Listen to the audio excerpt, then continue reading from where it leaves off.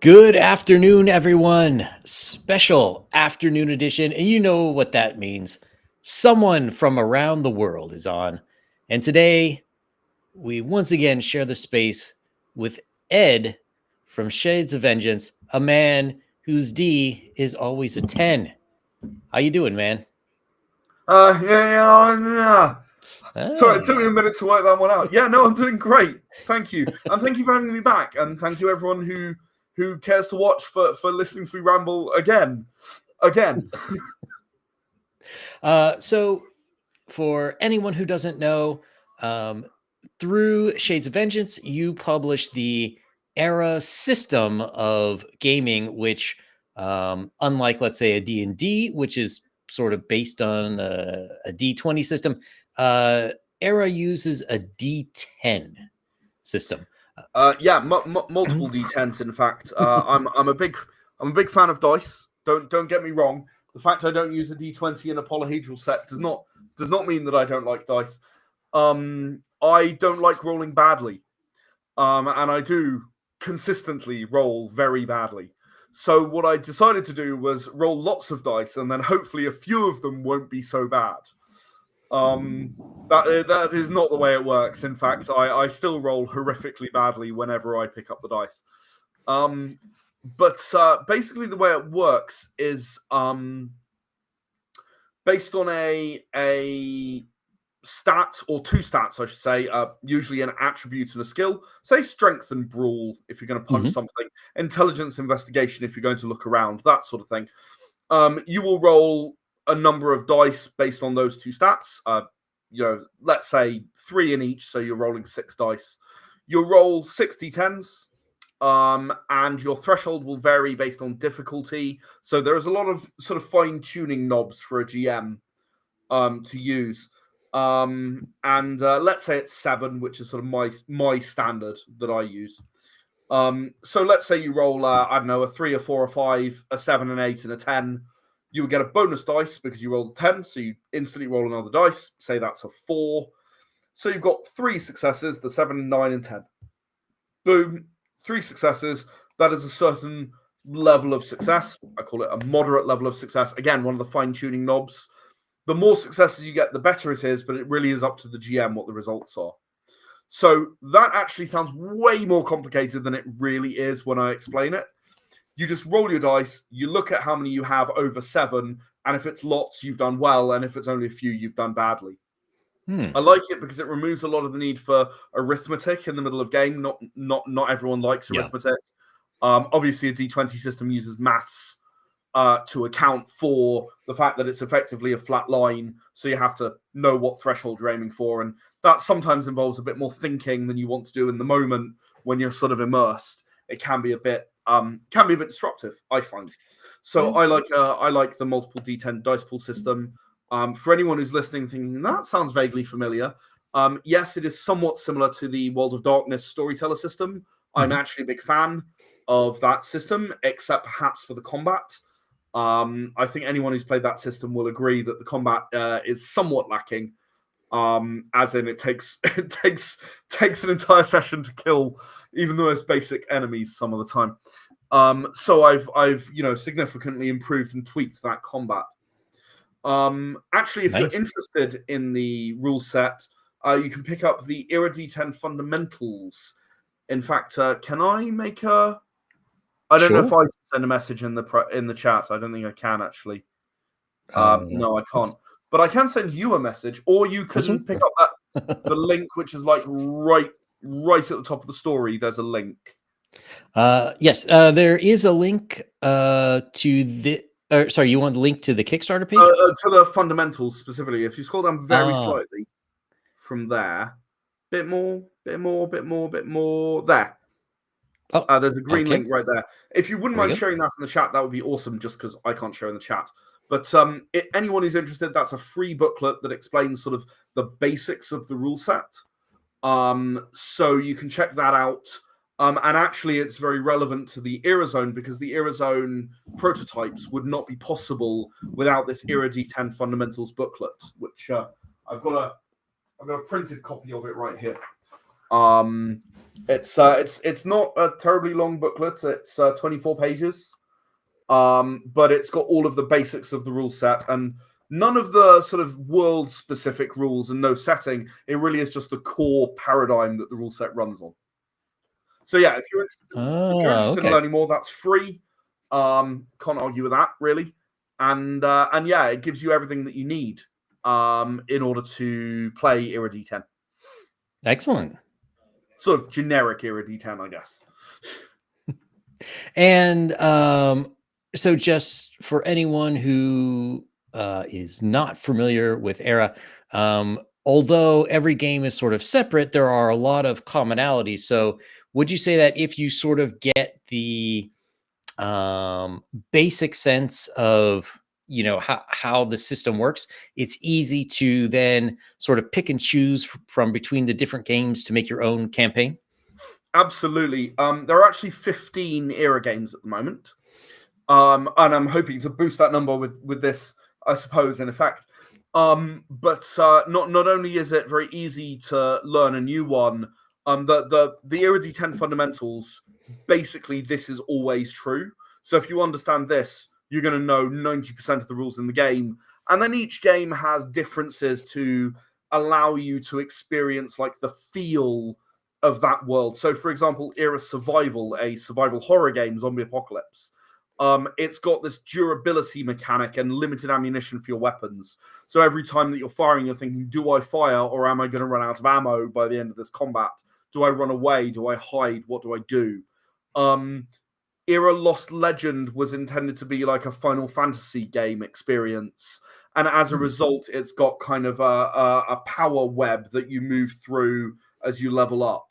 And, it sort of, I'll throw in some new mechanics in every single game for like, okay, well, this makes it feel more like the thing I want. Era Friction, which I think we spoke about previously, has these friction points which allow you to change reality. It's an action movie game, very, very silly one. And a former prototype, in fact, that came out originally through last time I did the Zine Quest prototype project. Oh, nice. So sorry, let me get this a little bigger. There we go. So you currently have a Kickstarter going for the Era Zone.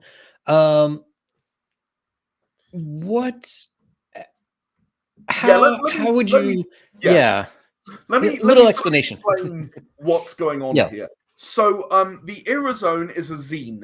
It's part of Zine Quest, which is one of the Kickstarter initiatives that they do relatively frequently. I think it's roughly once a year. It's not quite, but it's close. And what I did last year, here's the Era Friction one as an example. I basically, alongside the fundamentals, which I already mentioned, I will produce a zine. Now, the zines vary in length. Some of them are 24 pages, some of them are 30 pages. This particular one is very short. It's only 12 pages. And this zine will give you, in addition to what's in here, everything that you need to play the game. So it'll give you some background on the world, and it'll give you in here it might say, for example, bleeding status means this. And I might go, no, I'm actually going to override that. Bleeding in this game has this slight mechanical change. Or here are the stats in fundamentals. They're like this. Whereas, in fact, I can demonstrate. Here is the character sheet from fundamentals, and here is the character sheet from Friction. It's very different. Okay. There are only 6 stats in Era Friction because it runs on a slight variation of the rule set. I call Era D10 Lite. So between the two, they give you everything that you need to play the game. But what it means is that I don't need to fill the zine with like the basics of the rule set that you need to play. So it makes it, okay, I admit, it makes it slightly less convenient because you have to have 2 books and then like flick to the right page. But the zine will refer to a page in fundamentals and go, oh, look at page 12 in Era D10 fundamentals, it's this. So, and also if you're already familiar with the system, you're going to have a lot less trouble like learning what it is and how it is, because you go, oh, right, no, I know how combat normally works and I can see what the differences are here. So it's a nice like short form way of delivering an idea. Mhm. So Zine Quest for me is about prototypes, right? It's about, I had this idea, I want to do this thing, and I haven't quite got the game across the line yet, but you know Okay. what? That's no reason why you shouldn't enjoy it. Era Friction, Mhm. as I was just saying earlier, Era Friction actually became a full game that obviously I spoke to you about previously. So, you know, it began like this and it became this, which is a slightly longer book. This one is, in fact, 24 pages, in order for the whole book, including the rules, to be involved. So, you know, there's every possibility, especially with Era Solmist, I can say there's almost a certainty that it will become a rule book in the end. In fact, it's going to be more like one of these, an A4 and 230 pager. It's going to be more like that than it is like Era Friction, because I've already put a lot of work into it. But Era Soulmist is a really interesting game to create as a game designer, because it's actually it's an overhaul of combat rules. Era Soulmist is a Dark Souls inspired game. Mhm. So what I wanted to do was actually bring that feel to your tabletop. You know, that anyone who's played Dark Souls knows what I mean when I say, you know, you're rolling and you run out of stamina, and then the thing smacks you and you die. Or you know, you're trying to figure out exactly when to strike, and then, you know, you don't roll quite in time. You know, you need to do your Estus Flask and then roll again, and then, you know, attack, and you're coming up with your sequence of attacks that's going to work based on the boss's behavior. Mhm. And you're looking for the cues that you can see and so on. And rather than trying to reverse engineer, I think that's something, in my opinion, that's something that a lot of people do wrong when they try and make a game that's like evokes something. Mhm. Final Fantasy is a really good example. People try and reverse engineer the mechanics that are used in the Oh. game. Mhm.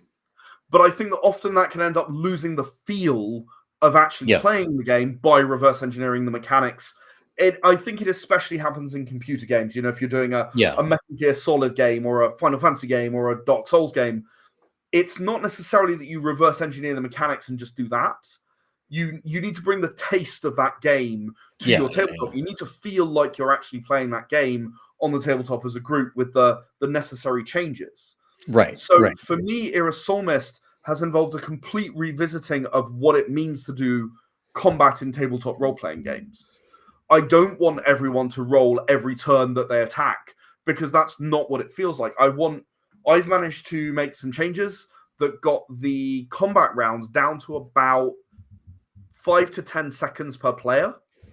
Like, Mhm. and that involves the thinking time too. You know, it's not like you're not spending all that time rolling, you know, counting the number of dice, rolling, figuring out how successful you are. You're not doing that in every single combat round anymore. You're bringing that average time down significantly. So you have that very fast paced bam, bam, bam. Here's my move. Here's my move. Here's my move. Here's my move. Here's the boss's move. Here's my move. Here's my move. And so on. And you're really just going around the table very, very quickly. Hmm. To sort of promote this, another thing I've done with Irasolmist is the bosses have a sequence of attacks that they follow. So Okay. they will have a predictable set of attacks. Once you've seen it a couple of times through, their sequence of, you know, a more advanced enemy might have like 10 or 12 moves that they do in order before it loops around and starts again.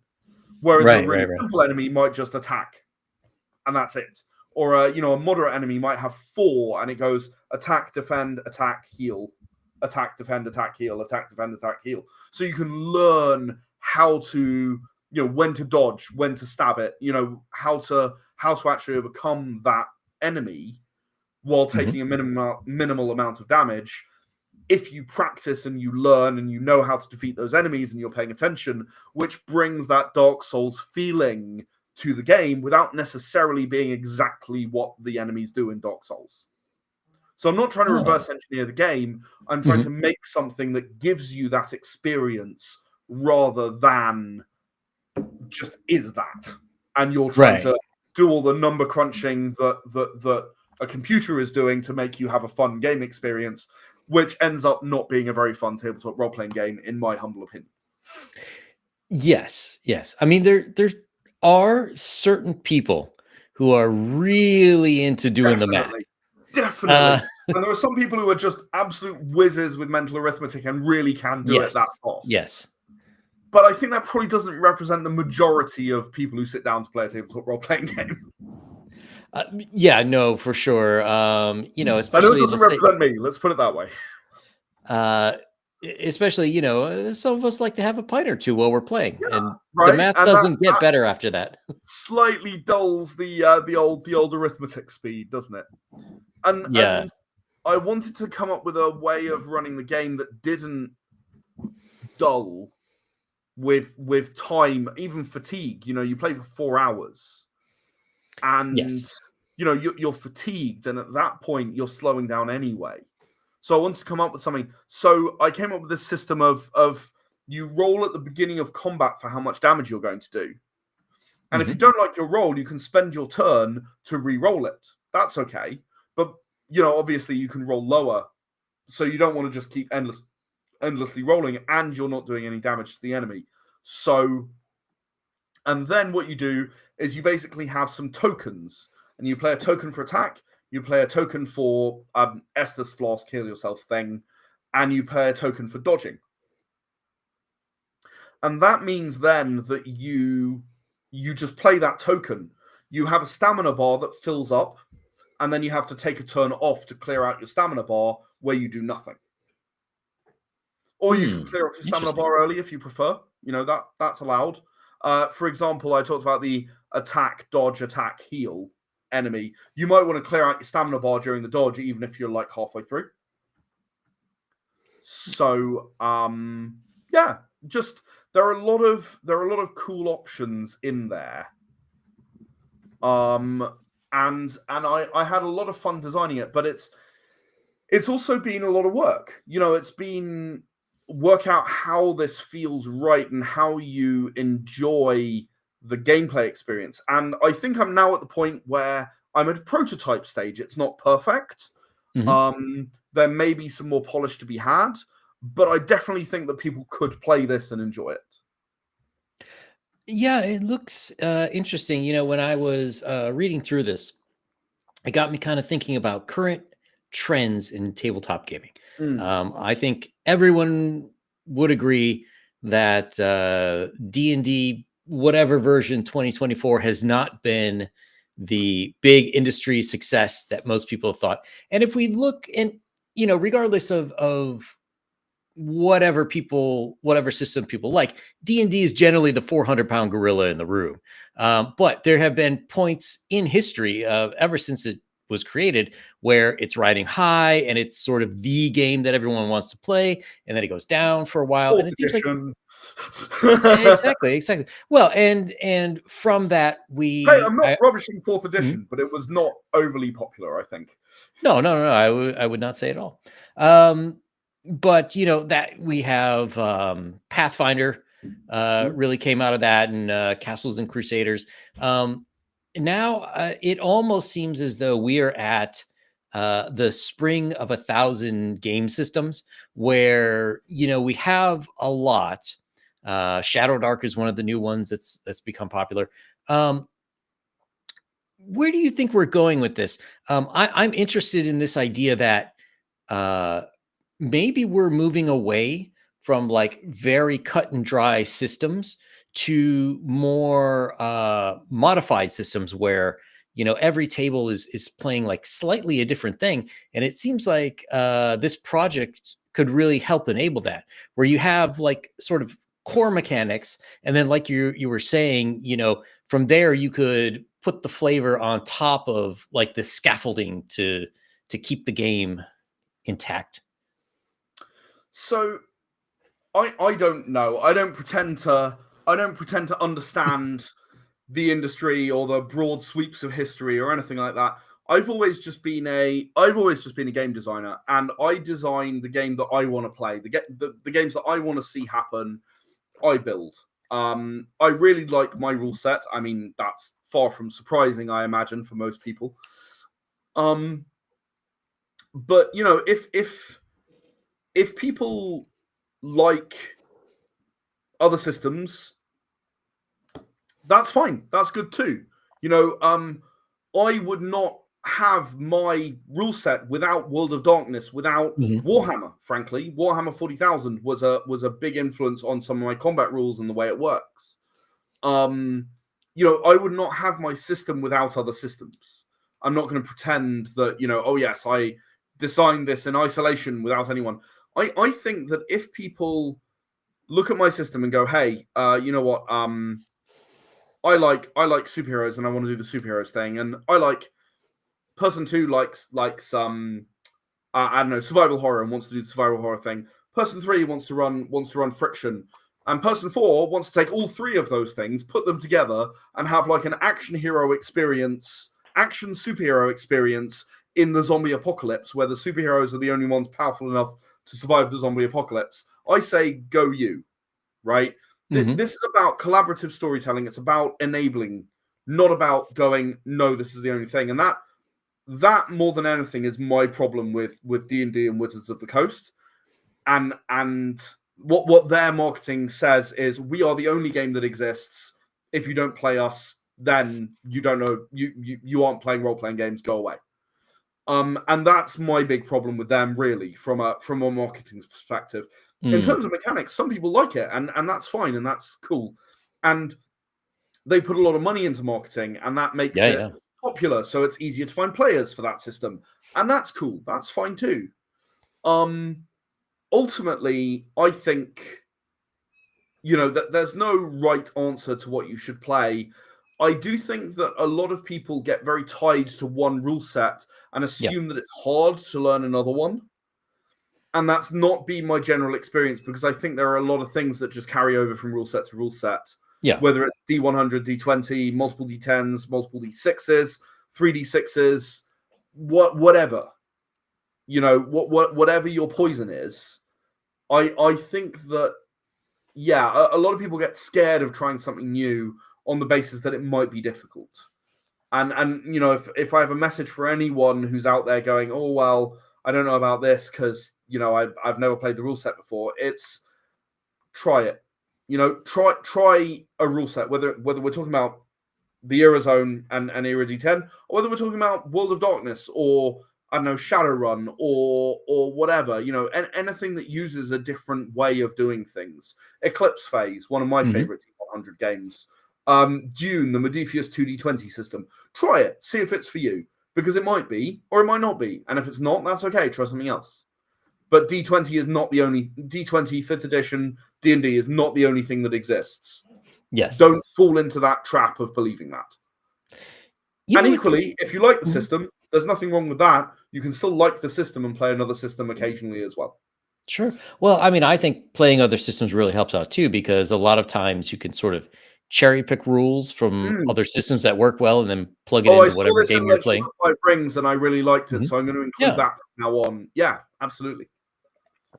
One thing that did sort of surprise me is TSR used to be sort of what Era is now, where it had a game for pretty much every genre you could think of. But for some reason, I don't know, at least in the last 10 years, they said, D&D is good enough. But they turned their back on all the other games. So for now, you've got, let's see, what did you say, 15 different games? 15. How important is it for you to sort of like keep refreshing those games?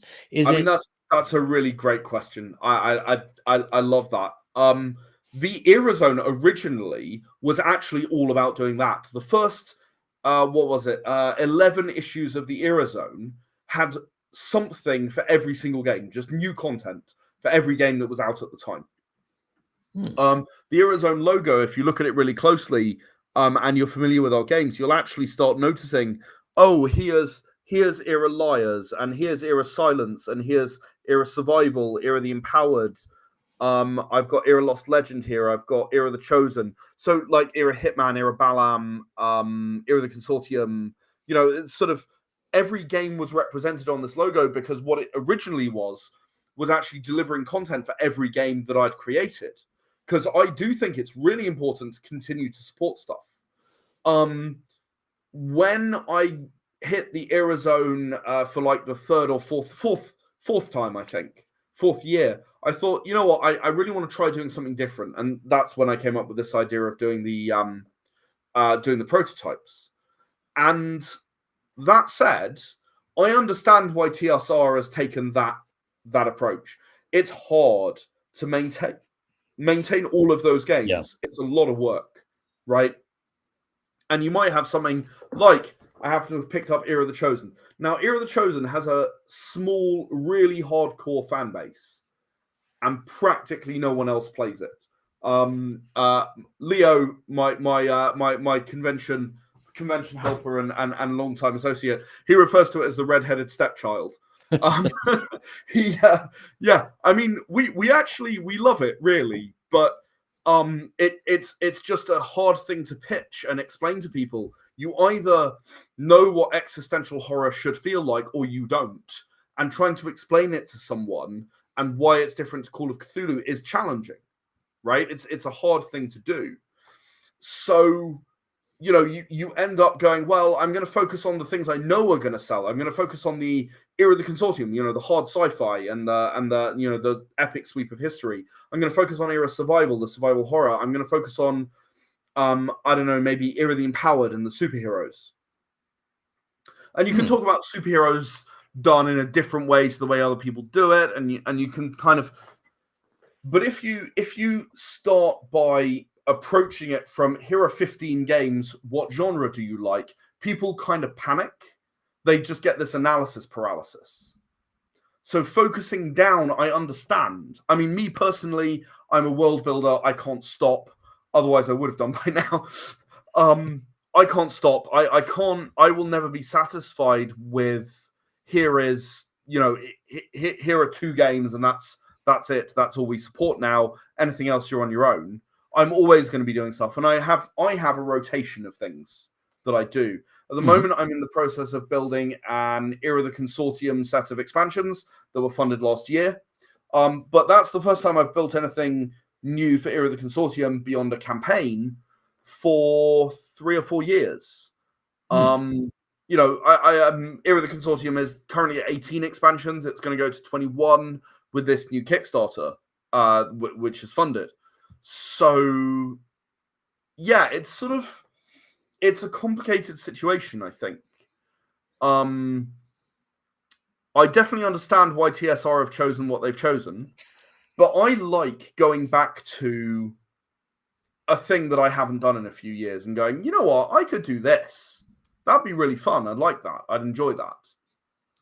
And at the same time, I like going, hey, here's a thing that we could do. We could do Power Rangers. We could do Pokemon. We could do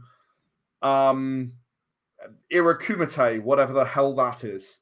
That's a joke. That's one of the stretch goals of this campaign, where you play. It's up a bit from where you are.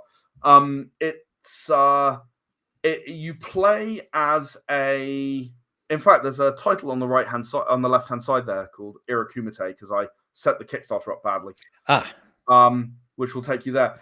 Basically, you play as like a fighter and his entourage or her entourage, in like a Bloodsport or The Quest. You know, like those 90s movies where you'd have all the countries represented with their different fighting styles.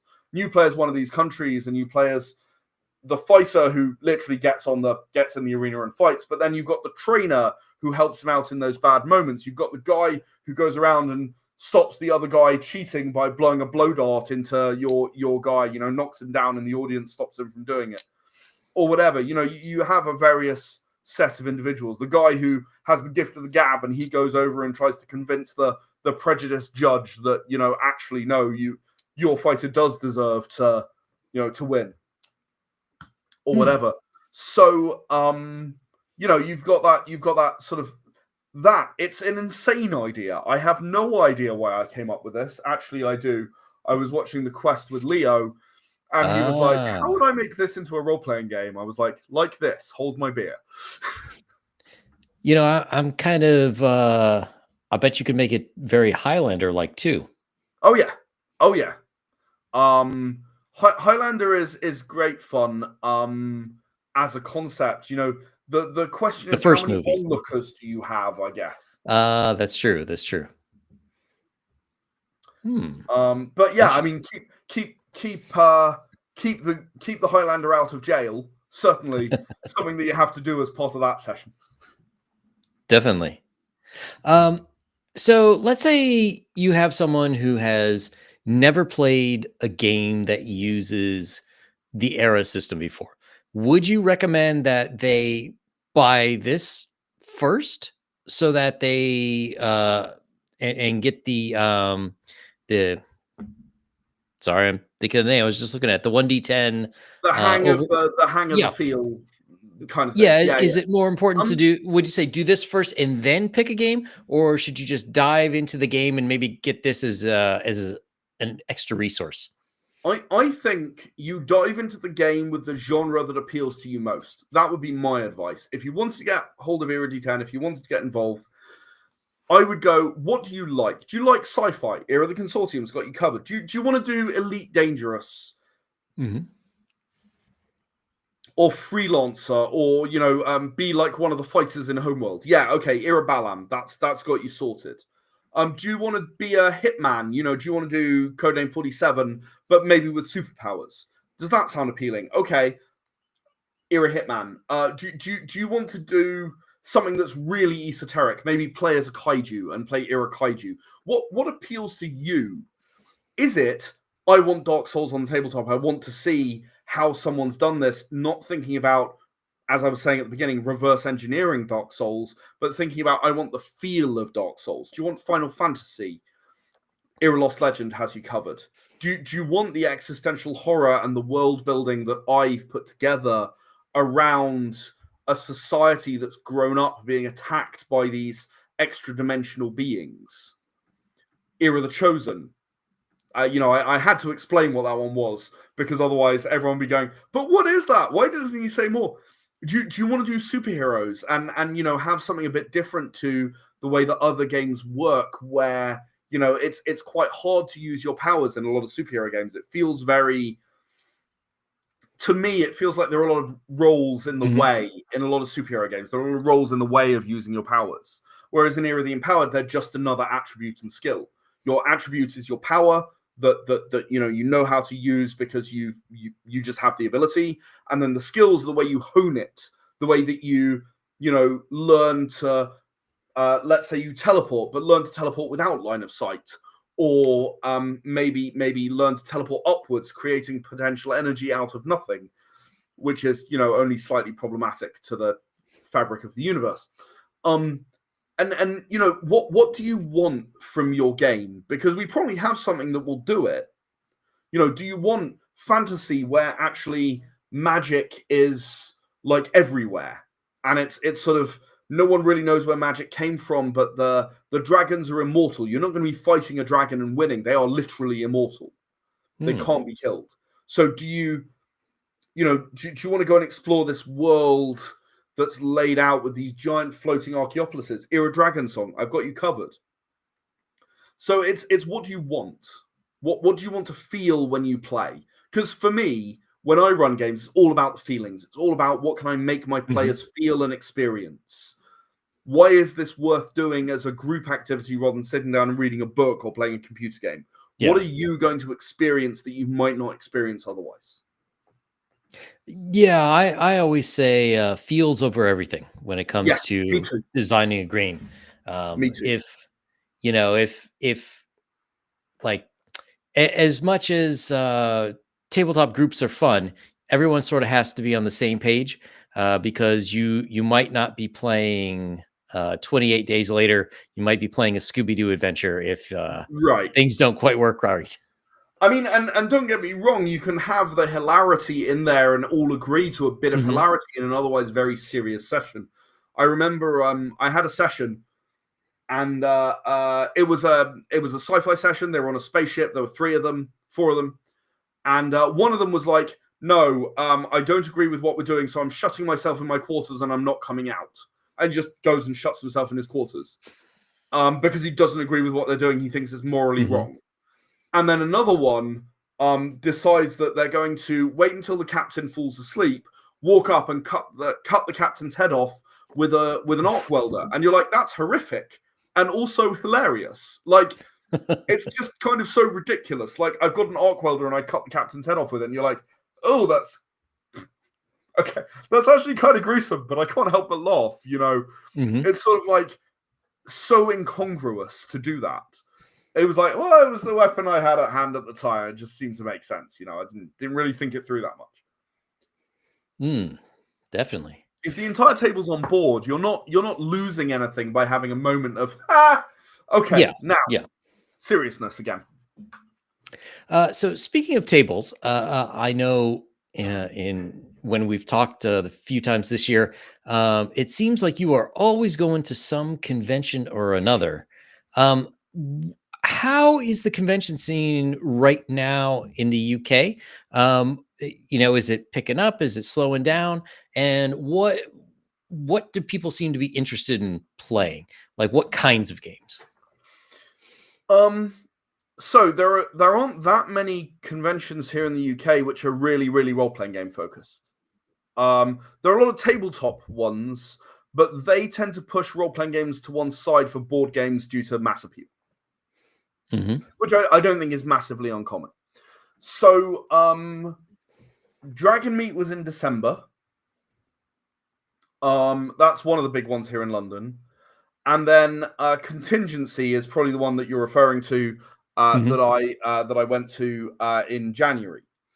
And those are the two, apart from the UK Games Expo, which does have a significant role-playing sort of aspect to it.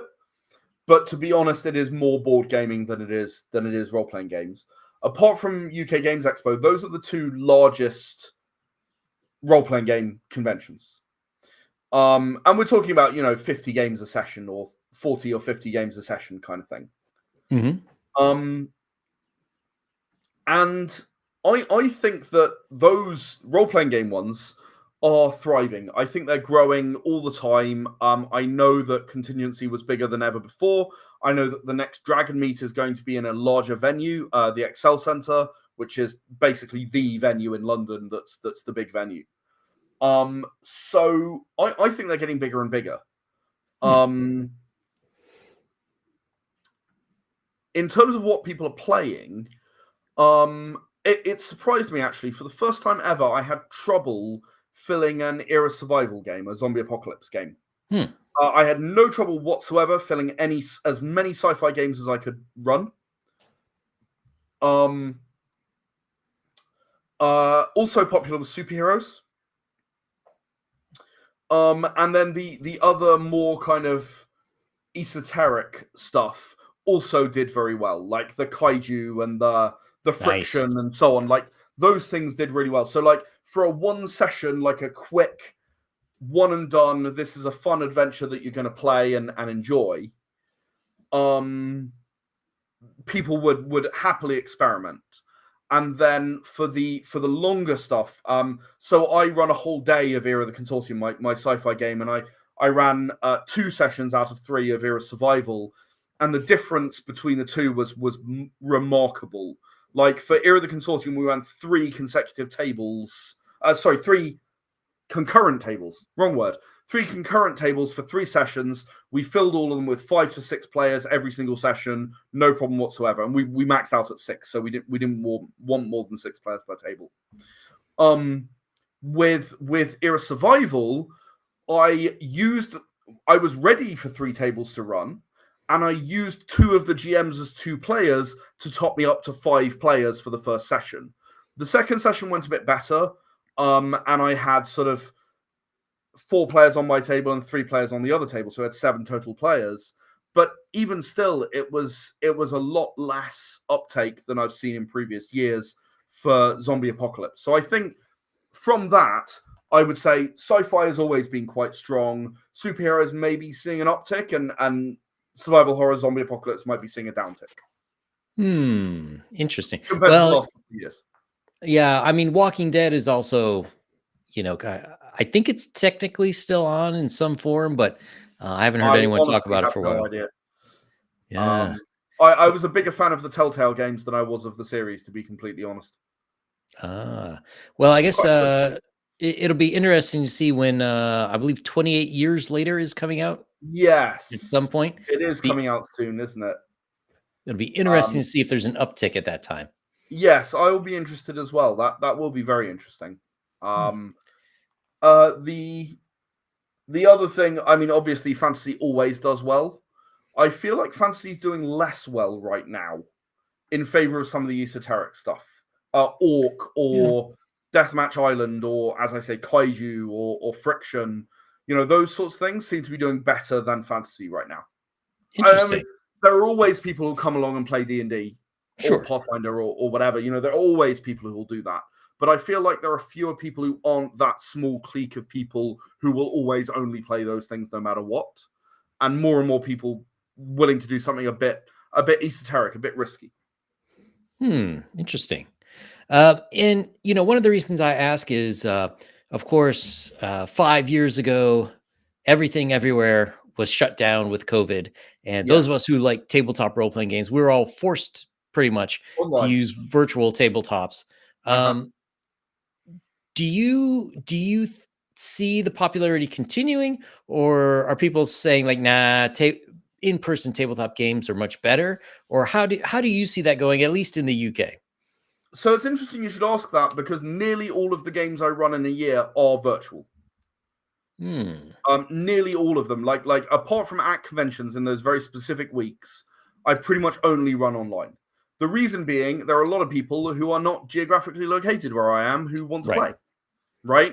Right. So I think what COVID's actually done is open it up a lot more.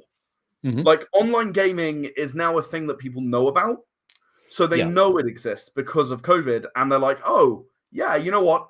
I would like to try a thing, or I would like to play a game, and I can't find a group in my area. I can run something online, or I can play something online. I can find something on Reddit, LFG, or whatever, you know, wherever it is you go to find your games. You can find something and play something, which I think a lot of people really appreciate. You know, at the moment, I'm doing a regular game with someone in the UK who is not located in London, where I am, and Hmm. someone in Finland. Oh, nice. It's era forbidden. It's designed for a small number of players. It's a Hmm. two-player game. Oh, and there's a third person who's based in Luton, not a million miles away from me, but he doesn't have to travel in order to Right. play. Right. Um, and I've been running this game for 10 months now, something like that. It's a Oh, regular game that we do every week. And you know, it would not be possible with the people I'm playing with, and I'm really enjoying playing with the people I'm playing with.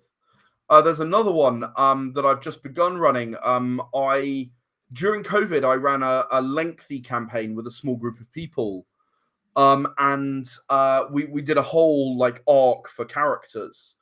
And what we've done now is actually hop back to before that arc. Many of the same players. I've switched out 2 players of that group. Many of the same players are still there. And we're like exploring earlier on in the timelines of those characters, what they were like oh, back then, and like before all of these things that were life changing for them happened, and they're wide eyed new heroes who want to do good and stuff, and they got quite jaded by the end of the campaign that we'd run.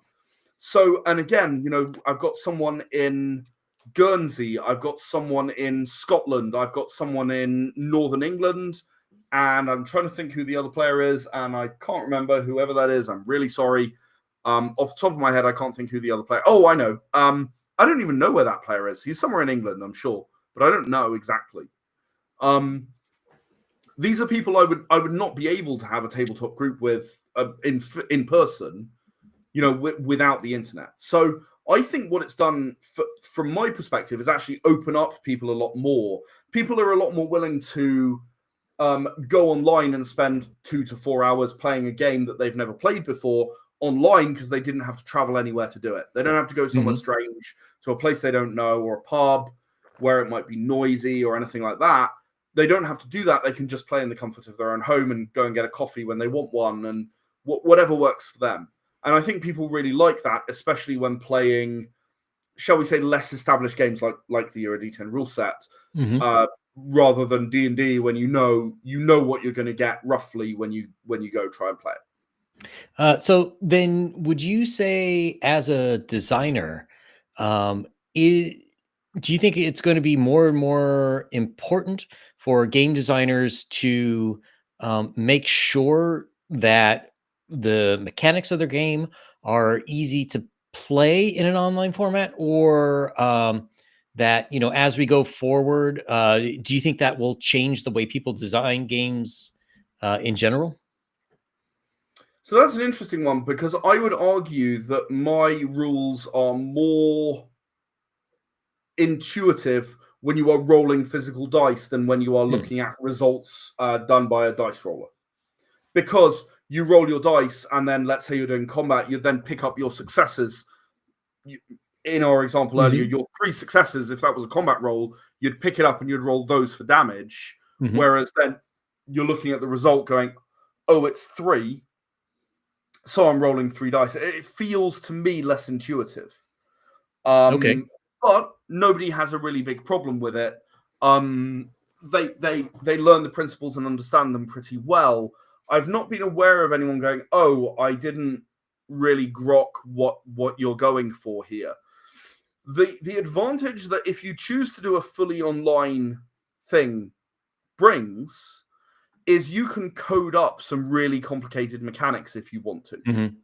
right? You could Yeah. do something that does some really complex arithmetic. D&D 3.5 suddenly becomes playable by normal human beings. And for the record, I love D&D 3.5, and I'm okay at mental arithmetic, but it's still a lot. Yeah. Uh, Um, yeah, I was thinking that, one thing is, I play in the campaign guide which I'm working on. In various places, I play around with how initiative works, mm, and there are a lot of places where, if I know it's only going to be played online, I would have everybody re-roll initiative every round, because all you have to do is hit one button. Whereas if you're sitting around a table, then it just really bogs it things becomes down. really annoying, yeah. So, I mean, that's an interesting thing. I wonder who is going to be the first person to say, you know what, this is actually kind of impractical in person. It wouldn't be me because I still value the ability to sit down at a table and play with people. And I personally, my game design philosophy, I don't want tabletop role playing games to become computer games. That's not what I want. If I want to play a computer game, I'll play a computer game Yeah, very yeah. happily. I mean, I've played a lot of Dark Souls, as you might have gathered from the way I was talking about it for Soulmist. I played a lot of Dark Souls. I will sit down and happily play a computer game. But what I really want is for a tabletop role playing game to be a different kind of experience, Yes. to be something I like. Even when I'm playing online, I roll physical dice because I like the tactile experience of rolling dice. I don't like using a dice roller. It removes you from the action just that little bit more.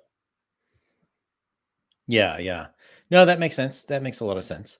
Um, so with AI, I just saw a video yesterday of very cute kittens working at McDonald's, and it was very fun to watch. Um, it makes me wonder. It seemed like Hasbro was really banking on developing some sort of AI to basically DM games. Um, and so I'm wondering, how far do you think we're gonna go in blurring the line between tabletop role playing game, which, in my opinion, currently cannot be the experience cannot be replicated by AI, and video games, which I think AI could get a lot of video games a lot closer to a tabletop experience, although not be the same. I am quite anti AI. In fact, you scrolled past my big no AI sign on the. Um, I'm really quite skeptical about AI and the negative effects that it has. That a Mhm. lot of people who only care about money will Yeah. ignore. Right? Yeah, yeah, I'm yeah. concerned. AI art is a really good example. So nowadays, people make a character and then have AI make a piece of artwork for it. And I see that as deeply problematic because the people Mhm. who do like that wonderful image that you've got right there, the people who do that, they start by drawing a character for someone who wants their D&D character made. Now you can get it for free So you don't need to pay anyone to do that anymore. So the artist never learns to do it. You never get an artist to the top end because you're relying on AI. You know, like every time someone does that, you are stunting an artist's growth. And I have a very, very negative viewpoint of that. At the same time, Kitten's working at McDonald's, right? Who on earth is ever going to bother making that happen? But it's just a bit of fun. Someone, because we talked about Era Shark Ninja, didn't we? Oh, yeah. Someone else who interviewed me had AI make a theme tune for it. Oh, okay. And it was just a silly thing that he did. It took him 5 minutes. I would never have made a theme tune for this game. Never. And I think those are the cases where AI is fine, basically. Yeah. It's not for any financial gain. It's purely for enjoyment, for a giggle, you know, for a little bit of entertainment. I think it's okay. Something that you would never have done anyway, ever, for any reason. Like, you would never have spent the time and effort that it would have taken to write an 80s style cartoon opening for Era Shark Ninja. I would never have done that. I would never have put money into that. I think that's fine. Like, it was just an entertaining little thing that he did. Mm-hmm. And I think that makes the line very blurry for me. There are some things that are right and some things that are wrong, and then there's the middle stuff. Yeah. Now, are you going to start charging for the AI running your game the way that, you know, some GMs charge? And don't get me wrong, if people go into a situation where, you know, they agree that they're going to pay a GM, I have nothing against that scenario, right? It is a lot of work, and not everyone does it purely for the love of doing it. Some people do it because they really want to, you know, they just want a $5 for their time, you know. They want to be able to buy a beer while they're there and not have to buy their own beers on top of doing all the work to GM. Exactly. Fair enough. You know, that's reasonable. I can understand that. It's not for me, but I don't badmouth anyone who chooses to do it. Let's say that Hasbro decides that that's what they're going to do with AI. They're going to have paid AI services to run your games for you. I start getting worried. At that point, right? That said, you know, if it's a free service that people can use and maybe learn to GM, maybe it's a glorified choose your own adventure, and AI is sort of helping you through it. I don't know, especially if it's teaching you how to GM for a human being better. Yeah, great.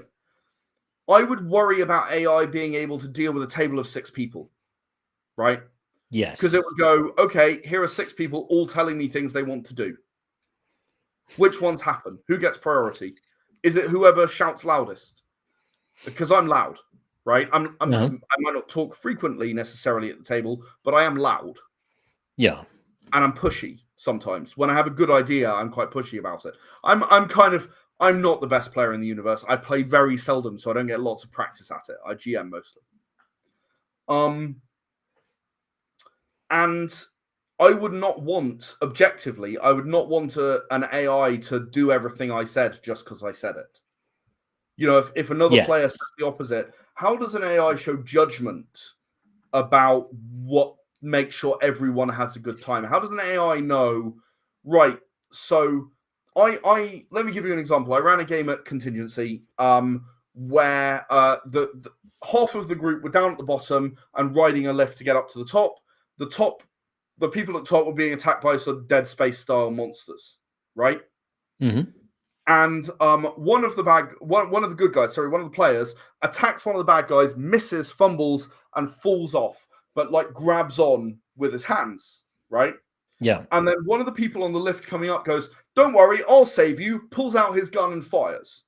Also fumbles, so he hits the guy, and the guy falls off. The guy who was hanging on falls off because he was shot in the back, falls off and goes splat on the floor, right? Mm-hmm. Now, you might instantly go, well, you killed a player, that player's going to have a bad time. The player burst out laughing, got up and went to get a form because there is an award at Contingency called the Golden Duck for the best death. I was shot in the back, during being attacked by monsters. I was shot in the back by one of my allies by mistake, and I fell to my death. It won the Golden Duck for this year. Nice. You're going. An AI might look at that and go, right, but I don't want to kill a player because the player will have a bad time. You might never get that epic experience if that's what you've told an AI to do. My judgment, I looked at the table, I read the room, I looked at the body language of the person, and I went, yeah, I'm really sorry. We mercilessly took the piss out of the person who took the shot for the rest of the rest of that session and the 2 more sessions. Because don't turn your back on Andy. Don't turn your back on Andy when he's got a gun. It's we had a lot of fun out of that moment. And it was a fun moment that an AI, they don't read people in the right way. They don't interpret body language. They might not know if someone is not having fun if they think that they're fulfilling everything that the person is doing. That would be my worry about AI GMing. I don't think we're there, and I don't think we're close to AI really understanding people very well. No, definitely not. Now, on the video game side, I can certainly see using AI to generate on the fly different scenarios, different instances. Effectively, roguelike games are doing that, right? Yeah. So, I can see that. But for the tabletop experience, you mentioned art.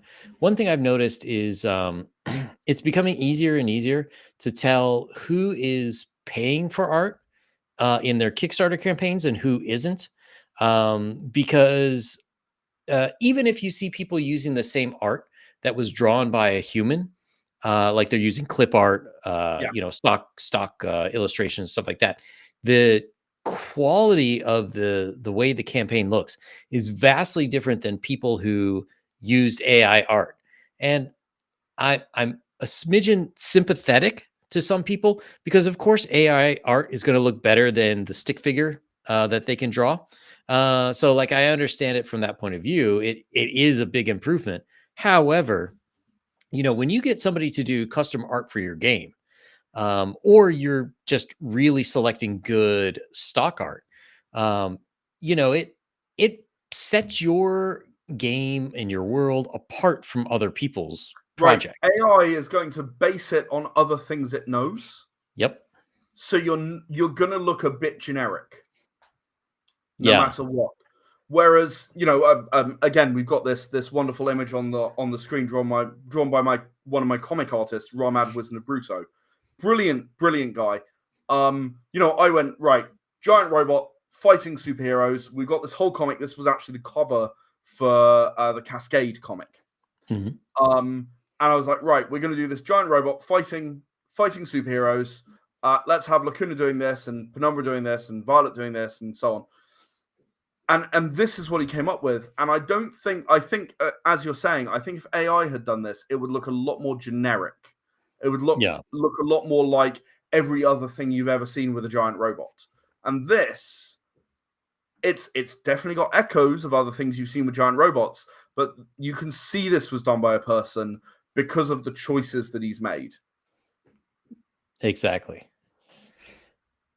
So getting back to the campaign here for a second, 5 more days left.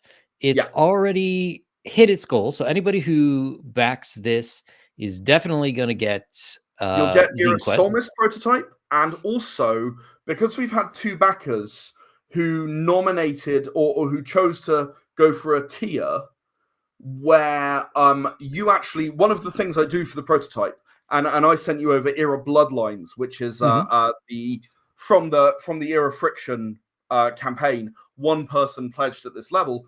I will make a prototype Era game about whatever you would like me to make it about. Era Bloodlines. The gentleman said I would like to have urban fantasy.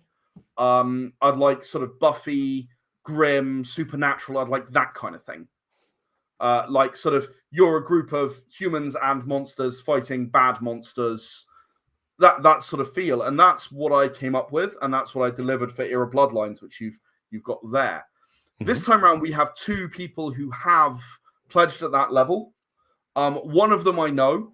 And he's already bounced some ideas off me. I don't know what he's going to choose. He suggested Power Rangers and Pokemon so far, which might Nice. be quite interesting. Both of those would be rather interesting to have a go at. And yeah, I mean, Era Bloodlines, and you can see there the interior of a prototype. It's not hugely ambitious in terms of layout. You know, I'm just doing something really simple that shows you what the game is about. But that's okay. That's all right. It's a prototype. You're supposed to look at this and think, do I want to see more of this? And hopefully, if you do and you want to, you'll let me know so that I know. I made, and here's a good example: the lore skill and the knowledge skill in Era Bloodlines, or knowledge. No, yes, it's a knowledge point. Sorry, it's been a while since I ran Era Bloodlines. I wrote this a couple of years ago now. And you can see here it refers to Era D10 Fundamentals, page 7, for the derived stats, but it talks about the lore skill, which works in a slightly different way to the lore skill that's written in Fundamentals. So I sort of explain about it.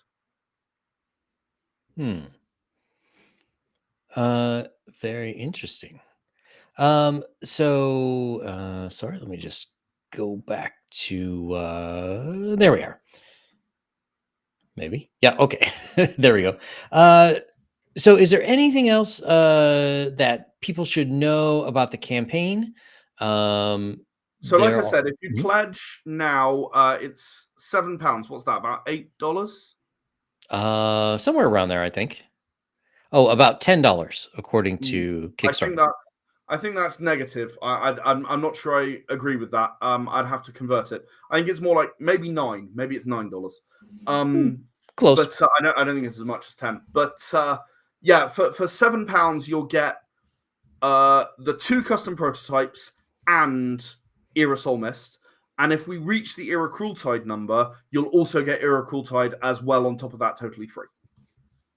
Nice. And when so if people back this now, when would they be getting something? That's a great question. Because it's a zine, I don't want to send everything all at once. What I want to do, let's say we unlock 4 issues, I want to send you an issue every 3 months. I don't want to go, hey, here's everything. I want to go, here's the first one, whichever one that is. Here's the second one, here's the third one, here's the fourth one. That's what I want to be delivering, rather than here's everything, here's 4 games, you're never going to play any of them because you're overwhelmed all at once. I want to deliver a zine and go, hey, here's this. Try this out. Let me know how you think. You know, do you want to see more? I'm going to move on to working on the next one now. See you later. And then I'll come back 3 months later. Here's the next one. That makes sense. Yeah, I mean, that is one thing that I know it's going to sound weird. I miss about magazines. Yeah, you know, you knew every month you would get something coming up. There's something to look forward to and anticipate. Something to look forward to, something new, some anticipation. You know, you might have an idea of what's coming up. You know, they might announce it in the previous issue or whatever. Yeah, I miss that too. I mean, even we even used to have that with TV series, right? Where you had to watch one a week, and that was just the way it came. And nowadays, it's all binging, and I am as guilty as the next person. You know, it's all binging. You see it all at once. You don't have to wait. You don't have to anticipate or predict or think. You just binge. Well, I don't know. I don't know how it works in the UK, but over here, they have started separating them out. Like, if you watch a series on Amazon, like you might get 2 or 3 episodes when it first comes out, but then it'll come out 1 a week. And Netflix is they were doing kind of like 2 or 3 in a pop and then more. But I also see them doing more weekly series, especially if they come from other countries. Oh, well, that's cool. I don't actually have a Netflix account, and I'm so behind on when I pick stuff up. I tend to get like Amazon Prime stuff, like after the series is over anyway, right? So I will then binge it because I'll not get around to it when it's current. Because obviously I'm a little busy with the writing thing and stuff. Yeah, tell me about it. All right. Well, Ed, thanks for coming by. So, for anyone who's interested, there is pinned in the top of the chat on YouTube. There is a link to the Kickstarter down in the description in both YouTube, and apparently we're working on Rumble today for some reason. And yeah, go check it out. Zine Quest Prototype Games. Check out the Era D10 system, and there's got to be something there you're interested in. I would hope so. And again, whether it's Era D10 or something else, give it a try. Give another system a try. Don't assume that the one thing that you've ever tried is the only thing that exists. Don't believe that. There is probably a better game out there for you, whether it's one I've made or one someone else has made. There's probably a game out there that you are going to really, really enjoy more than you ever believed possible. Definitely. All right. Well, thank you very much, and I'm sure we'll see you before too long when the next one comes out. I'm sure you won't be able to keep me away. All right, everyone. I will be back in about 3 hours with Victor Gorchev, the Scrying Dutchman. He's got a new modern fantasy game that works on the Shadow Dark rule system. And tomorrow night, I will be here with Fabrizio Aiello, most famous as the artist behind the Horace H. Hoover series of comics. We're both going to be inking stuff and talking about art and life and probably why AI is not going to work for art. So if you want more of that, check us out tomorrow, 8 p.m. Eastern. So good night, everyone.